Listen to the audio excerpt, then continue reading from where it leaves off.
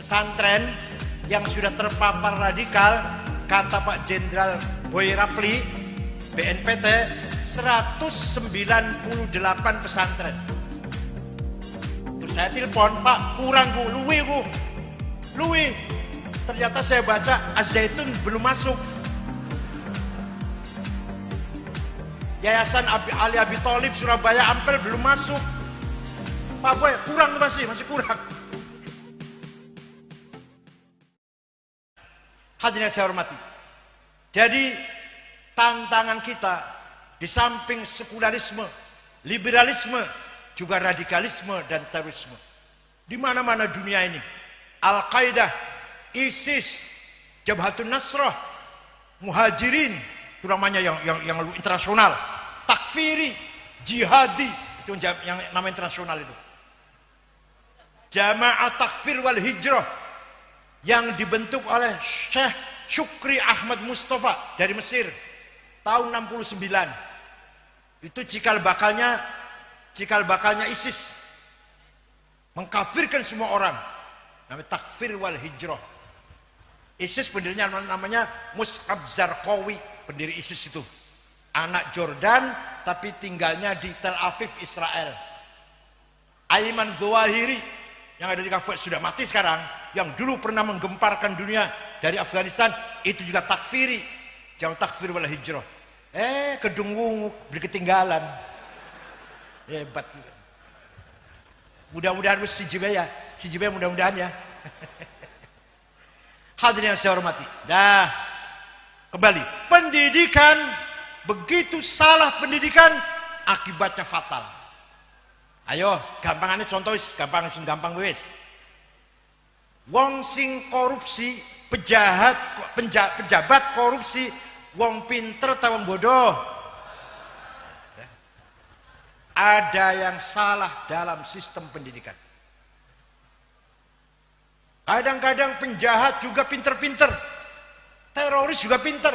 Azhari Nur, coba Azhari, Dr. Azhari, Nur apa? Top, itu yang pinter itu. Kaya lagi. Pendidikan yang salah. Oleh karena itu, hati-hati.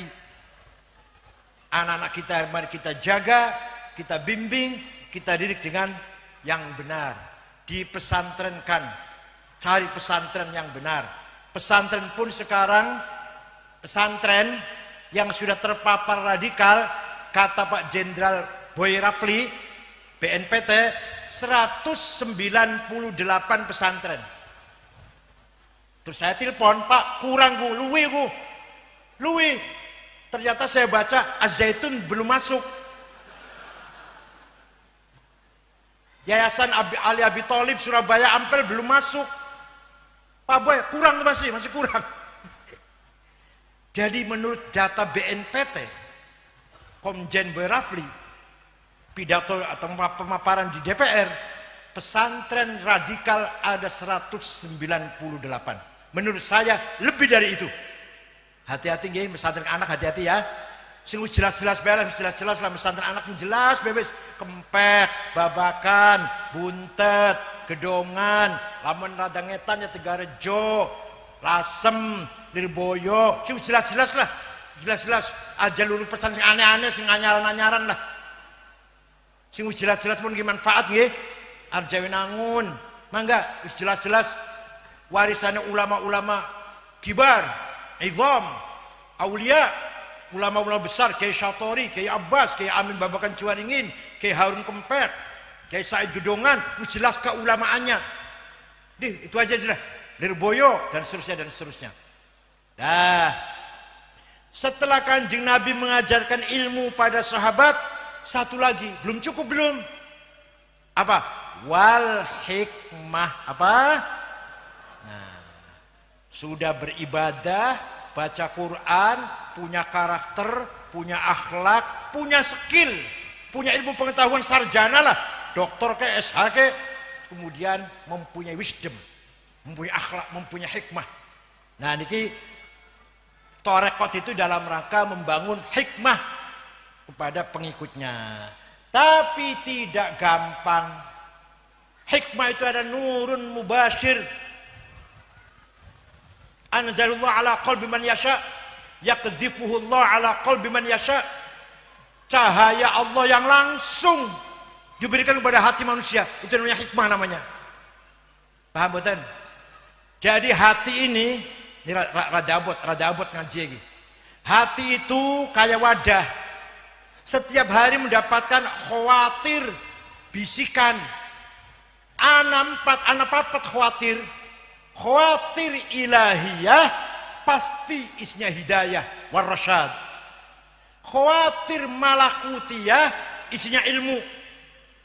Khawatir bisikan dari malaikat ilmu. Bisikan dari Allah hidayah. Bisikan dari malaikat ilmu. Khawatir syaitoniyah bisikan yang bui siapa ku? Yuwaswisu fi sudurinnas, menggoda, menggelitik, mengganggu.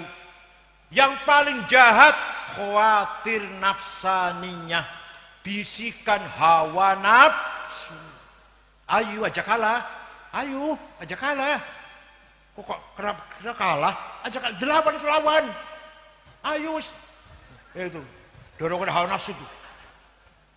Kenapa kan berhasil? Isun dong yang sebenarnya berhasil.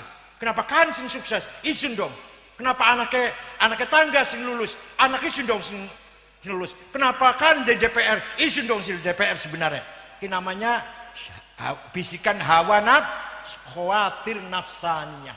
Dosa apa dosa iki? Ini jare wong ngaji ihya niki.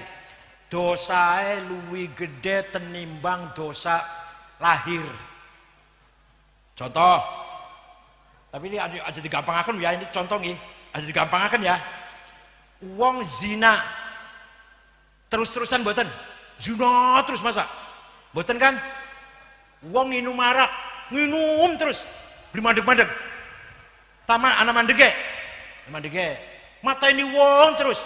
Masa terus-terusan anak mandege. Toli anak getune. Wong lakoni yang mata ini wong zina ada penyesalan, ngerasa salah. Tapi wong hasud, takabur, fitnah, adawah, baghdha, suudzon, ujub, sum'ah, riya, anak mandege beli. Ning pasar hasud, di masjid hasud, madrasah hasud, di rumah hasud, di latar hasud, di majlis taklim hasud, ya takabur. Tapi coba, ini lagi berkaitan ke, anak beli mau selingin marak, betul nonton kan? Ini lagi judi, anak beli, langka, tapi mau hasud anak beli. Ini lagi nengkain lagi, anak beli mau hasud anak beli, langka. Takabur, hasud, suudzon anak beli, wong lagi suudzon. Hiqad, dendam, adawah, permusuhan, baghdha, kebencian, takabur, sombong. Anak beli lagi ngaji nih, anak beli. Nah itu. Oleh karena itu menurut ahli hakikat, menurut ulama muhakkikin, dosa wong takabur, hasud, hiqad, adawa, baghdha luwih gede tenimbang dosa wong zina, mateni wong nginum arak. Kenapa? Karena zina nginum arak apa? Tobatnya gampang, ngerasa salah. Tapi bakal hasud, ngerasa salah bener. Isum bener kan yang salah. Paham boten? Tapi bukan berarti saya meremehkan dosa zina lu ya, enggak ini jare ulama khawas. Ini pengajian wis dhuwur gini. Pengajian wis dhuwur. Jadi mari kita masih sakit, Pak. Lagi setengah tidur lah. Di kamar tuh ada orang 5. Saya, Pak Muhammad Iskandar, Pak Saifullah Yusuf, Pak Wisnu, dulu pengusaha, ketua Golkar Jawa Tengah lah. Yang kelima Pak Cakrawardaya, mantan Menteri Koperasi almarhum. Ya 5 orang ini kita bisik-bisik ngobrol pelan-pelan, nungguin Gus Dur. Tiba-tiba Gus Dur duduk, tiba-tiba jagong. Mengko aku jadi presiden. Nanti saya jadi presiden. Kita orang 5 ini kaget ini. Gus Dur udah konslet ini. Ternyata bukti mboten. Dari mana itu? Dari mana itu? Dari Allah. Sampai kenang bola. Gus Dur mboten kelihatan kan, mboten melihat. Gus Dur kan buta, nggak lihat. Hanya mendengarkan bola. Prancis karo Spanyol Baru mulai main, nanti 1-0 Prancis menang. Betul 1-0 Prancis menang. Hanya mendengarkan. Walhasil itulah hikmah. Sayyidina Umar suatu ketika dapat surat dari gubernur Mesir Amr bin As. Isinya surat begini. Wahai Khalifah Amir Mukminin, Sungai Nil di Mesir itu satu-satunya sungai di benua Afrika ini. Hanya satu sungai di seluruh Afrika itu. Sungai Nil di Mesir dulu kalau pas surut airnya, asad surut, berarti minta tumbal. Tumbalnya perempuan gadis cantik, dipakai perhiasan lengkap, dibuang. Nanti airnya datang, dia hanyut. Minta tumbal, jaluk wadal, jaluk bahasanya wadal lah ya. Nah sekarang bagaimana? Sekarang lagi surut, bagaimana sikap kita? Sayyidina Umar ambil kertas, ambil pulpen. Bismillahirrahmanirrahim. Wahai Sungai Nil. Kali disurati. Sungai disurati. Wahai Sungai Nil. Ini wonten sejarah wonten, bukan karangan kula mboten. Kalau kamu mengalirkan air lillahi ta'ala, mengalirlah. Tapi kalau kamu mengalirkan air karena ingin tumbal perempuan cantik, enggak usah ngalir, kami tidak butuh kamu. Kami enggak butuh airmu. Enggak usah ngalir kalau kamu ingin tumbal. Nih dibawa ke Mesir ya, dibuang ke sungai sana ya. Dibawa ke Mesir, dilempar surut. Datang air tidak pernah surut sampai sekarang. Itu karomahnya Sayyidina Umar itu. Itu namanya orang ahli hikmah. Moga-moga semuanya ahli jamaah tarekat Syadiliyah tahta irsyad isyraf Kiai Farid, mudah-mudahan semuanya min ahli hikmah. Insyaallah semuanya min ahli khair. Semuanya orang baik-baik, bukan hanya mendapatkan ilmu tapi juga mendapatkan hikmah. Cekap semanten mawon, muga-muga wonten faedaipun. Terakhir kesimpulannya apa yang saya katakan, kesimpulannya ya, bahwa agama Islam itu agama yang membangun peradaban, membangun kemajuan, membangun akhlak, membangun ketertiban, membangun kita kesadaran kita ini bermasyarakat. Itu agama Islam tuh. Bukan hanya perintah sholat, puasa, zakat, bukan hanya itu. Itu ya pasti sholat ya, pasti sholat ya, haji, umroh, baca Quran. Tapi juga membangun ketertiban masyarakat, memerintahkan Islam itu agar masyarakat tertib undang-undang, saling menghormati, saling akur rukun, saling menyupport, saling mendukung untuk kebaikan. Agama Islam berarti membawa peradaban namanya, membawa kebudayaan, akhlak yang mulia. Bocah nom hormat karo wong tua, santri hormat pada kiai, rakyat hormat pada penguasa. Semua itu adalah merupakan kebudayaan namanya, budaya. Mari kita jadikan masyarakat Indramayu, Tegal Mulia, masyarakat yang berperadaban dan berbudaya, mutsaqqaf dan mutahaddir dalam bahasa Arabnya. Insya Allah. Ajang ngisi-ngisinaken anak wong bacok kiai ngisi-ngisinaken ya Allah. Se-Indonesia krungu kabeh manjing berita muazzam krungu kabeh wong Tegal kedungkungan teroris ngisi-ngisinaken. Ajang ngisi-ngisin, Masya Allah. Tegal Mulia karo kedungkungan terkenalnya kayak kuwen. Lamun terkenal juara baca kitab se-Indonesia, juara pidato bahasa Arab, juara pidato bahasa Inggris, juara badminton, juara apalah, juara masak aja, juara menjahit. Bangga saya. Wah, juara menjahit dari ibu-ibu perempuan dari Tegal Mulia, bangga saya.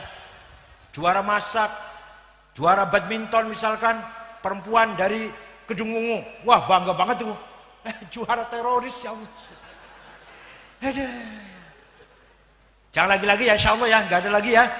Insya Allah betul nonton malih, cukup.